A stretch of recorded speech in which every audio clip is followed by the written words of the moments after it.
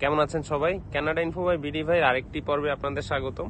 আজকে একটা নতুন জিনিস আপনাদেরকে দেখাচ্ছি। আসলে কানাডা পরিবেশ বিষয়ে কতটা সচেতন। আসলে কানাডাতে আপনি যখন কোনো প্লাস্টিক প্রোডাক্ট ইউজ করবেন, ঘরে কোনো বটল হোক বা রিসাইক্লিং প্রোডাক্ট যেটাই হোক, আপনি আসলে সেটা সরাসরি আপনি বাইরে ফেলাটা মানে কানাডা গভর্নমেন্ট নিরুৎসাহিত করে।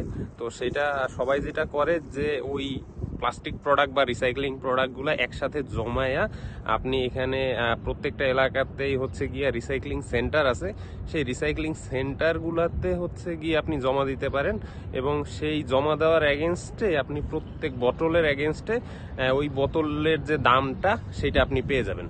তো আজকে আমি আসলে এসেছি আমার এই গত 1 মাসের বটল জমা দিতে। তো এই হচ্ছে আমার গত 1 মাসের সমস্ত বোতল। তো চলেন আজকে আপনাদের নিয়ে জমা দেই, দেখি কিভাবে হচ্ছে গিয়ে বোতল রিসাইক্লিং হয় কানাডাতে।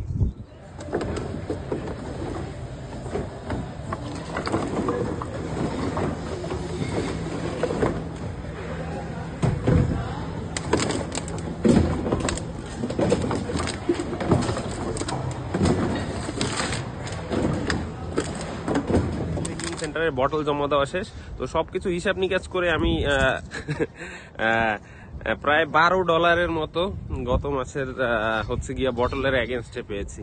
তো আপনারা যখন কানাডাতে আসবেন তখন হচ্ছে গিয়ে আপনারা আপনাদের প্রতিনিয়ত ব্যবহার্য প্লাস্টিক পণ্যগুলা না ফেলে আপনারা যদি বাসায় জমা করেন এবং সেইগুলা যদি নিকটস্থ রিসাইক্লিং সেন্টারে জমা দেন, আপনারা প্রথমত হচ্ছে গিয়া পরিবেশকে হেল্প করতেছেন প্লাস্টিক পণ্য থেকে, এবং দ্বিতীয় কথা হচ্ছে আপনি সেই বোতলগুলার এগেনস্টে হচ্ছে গিয়া মানে বোতলের দামটাও পেয়ে যাচ্ছেন। তো আশা করি আপনাদের এই ইনফরমেশনটা কানাডাতে কেমন লাগলো জানাবেন। আপনারা কোন কোন ভিডিওগুলো দেখতে চান কানাডা বিষয়ক আমাকে কমেন্টে জানাইতে পারেন।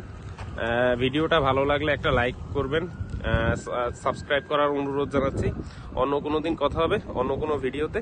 সে পর্যন্ত সবাই ভালো থাকবেন।